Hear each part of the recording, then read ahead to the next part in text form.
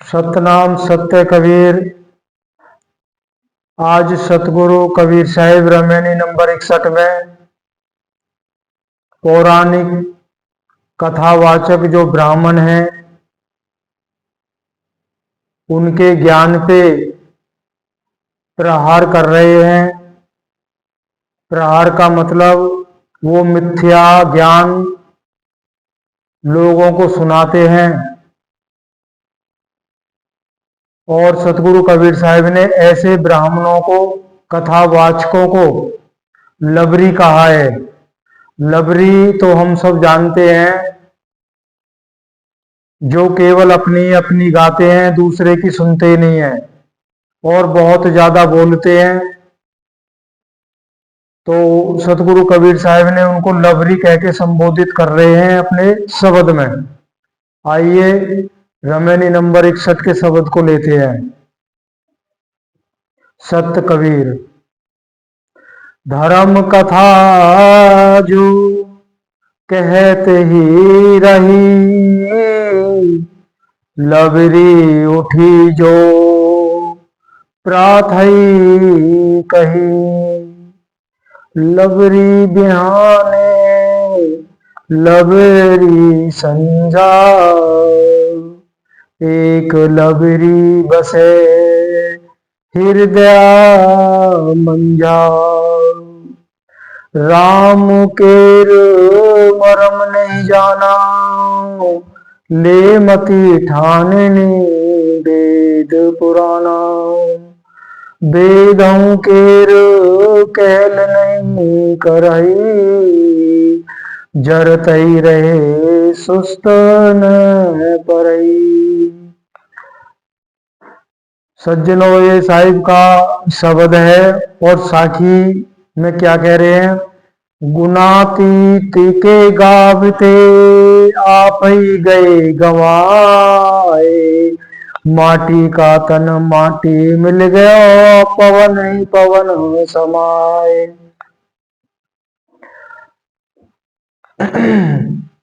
अब सतगुरु कबीर साहिब क्या उपदेश कर रहे हैं, हमें ध्यान से सुनने की बहुत आवश्यकता है। सतगुरु कबीर साहिब के अनमोल वचन बड़े भाग्य से ही सुनने को मिलते हैं। पौराणिक धार्मिक कथावाचक, यहाँ पौराणिक धार्मिक कथावाचक उनको कहा गया है जो पुराणों से कथा सुनाते हैं, रामायण सुनाते हैं, भागवत सुनाते हैं, अखंड कथा करते हैं। तो पौराणिक धार्मिक कथावाचक पंडित लोग और साधु मंडलेश्वर लोग जो धार्मिक कथा उपदेश करते रहते हैं। अब जगह जगह पे जाके बड़े बड़े विशाल प्रोग्राम का आयोजन होता है, बड़े बड़े भंडारे भी होते हैं, बड़ी तादाद में संगत पहुंचती है। फलाना मंडलेश्वर साधु महाराज कथा सुनाने आ रहे हैं, लाखों में करोड़ों में भीड़ इकट्ठी हो जाती है। तो सतगुरु कबीर साहिब कह रहे हैं, पौराणिक धार्मिक कथावाचक पंडित लोग और साधु मंडलेश्वर लोग जो धार्मिक कथा उपदेश करते रहते हैं और वे नित्य प्रतिदिन प्रातः काल में उठकर लबरी अर्थात मिथ्या बकवाद क्या करते रहते हैं। सतगुरु कबीर साहिब कह रहे हैं कि ये लोग सुबह प्रातः काल उठते हैं और शुरू हो जाते हैं, लबर लबर करते रहते हैं, बस कह रहे मिथ्या बकवाद करते हैं।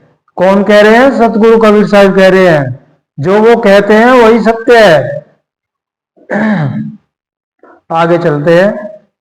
वे प्रातःकाल मिथ्या झूठा प्रलाप तथा सायकाल भी मिथ्या प्रलाप करते रहते हैं और एक लबारीपन पांडित्य का अभिमान उनके हृदय के बीच में बसता है। उनके अंदर एक अहंकार भी बस जाता है, क्यों? हम बहुत बड़े कथावाचक हैं। ये अहंकार भी उनके अंदर वास करता है दृढ़ता से। स्वयं तो उसके अनुसार चलना नहीं जानते, दूसरों को कथा पुराण सुनाना भूतावेश के समान लबरी मिथ्या प्रलाप कहा जाता है। कुछ कथाकारों का यह स्वभाव होता है कि श्रोताओं को मनोरंजन करने के लिए बहुत सी बातें बनाते रहते हैं, जिससे श्रोताओं को लुब्ध करके अपना स्वार्थ सिद्ध करते हैं। अब कथावाचकों में ये कलाकार भी होते हैं।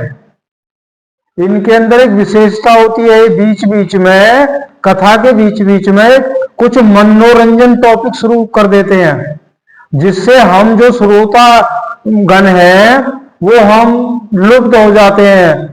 वो उनके उन वचनों पे बस आनंद में झूम उठते हैं और चारों तरफ तालियां पटकाई जाती हैं। जो राम सर्व अर्थात सभी आत्माओं के निरंतर रमा हुआ है, उस महाचेतन परमात्मा राम के असली भेद को कोई भी और किसी ने भी नहीं जाना और वेद पुराणों से लेकर अपनी बुद्धि में निश्चय कर लिया कि यही सत्य है। ऐसे लोग वेद पुराणों के माध्यम से यही मुक्ति का रास्ता है, यही सत्य मानकर बैठ जाते हैं और दूसरों को देते हैं। और भी तमाशा तो यह है, सतगुरु कबीर साहब इनके इस खेल को तमाशा बता रहे हैं। कथावाचकों के इस व्यवहार को सतगुरु कबीर साहब कह रहे हैं ये एक तमाशा है। तमाशा क्या है बता रहे हैं आगे। और भी है तमाशा तो देखिए कि वेदों का भी कहा हुआ नहीं मानते और नहीं करते हैं, तथा उनके हृदय में द्वेषा अग्नि सदैव जलती रहती है, कभी भी शांत नहीं होती है। वे कड़क कड़ कथक कड़ लोग असली परमात्मा राम का भेद नहीं जानते हैं, किंतु विष्णु के अवतार स्वरूप दशरथी राम को तथा विश्व विराट के अंतर्गत निर्गुण राम निरंजन को ही राम जानते हैं। उसके आगे जो असली महाचेतन सतपुरुष परमात्मा राम है, जो पिंडी राम जीवात्मा विष्णुवादी ब्रह्मांडी निर्गुण राम निरंजन इन दोनों के परे है, उसे कोई नहीं जानते। उसी असली महाचेतन राम के प्राप्ति के लिए सतगुरु कबीर साहब का उपदेश है। कह रहे हैं ये लोग ना तो वेदों को मानते हैं लेकिन वेदों के अनुसार चलते नहीं है। तो गीता श्रीमद् भगवत गीता में जो ज्ञान दिया गया है उसके मुताबिक चलते नहीं है, नाना प्रकार के भेदों वाली भक्ति बना लेते हैं और शिष्य वर्ग के आगे देते रहते हैं। हर साल ये कुछ ना कुछ बदलते रहते हैं, हर भक्ति में कुछ ना कुछ नया जोड़ते रहते हैं। तो श्री कृष्ण भगवान ने भी कहा गया है गीता में कि ऐसे लोगों को मैं अधोगति में डालता हूं अर्जुन, जो मेरी बताई हुई भक्ति ना दे करके अन्य भेदों वाली भक्ति करते हैं और कराते हैं, ऐसे लोगों को मैं अधोगति में डालता हूं। जिन्होंने नहीं पढ़ा है वो श्रीमद् भगवत गीता में जाके पढ़ लीजिए।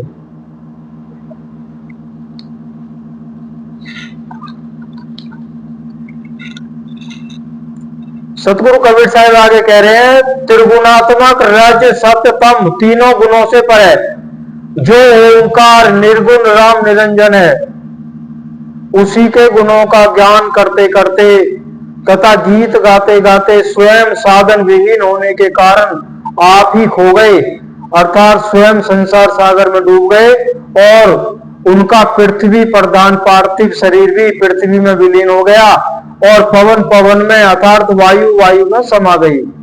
उनके शरीर पांच तत्व अपने अपने उपादान कारण में विलीन हो गए, क्योंकि अंतिम समय में पार्थिव शरीर पृथ्वी में मिल जाता है और प्राण वायु बाहर के महावायु में मिल जाती है।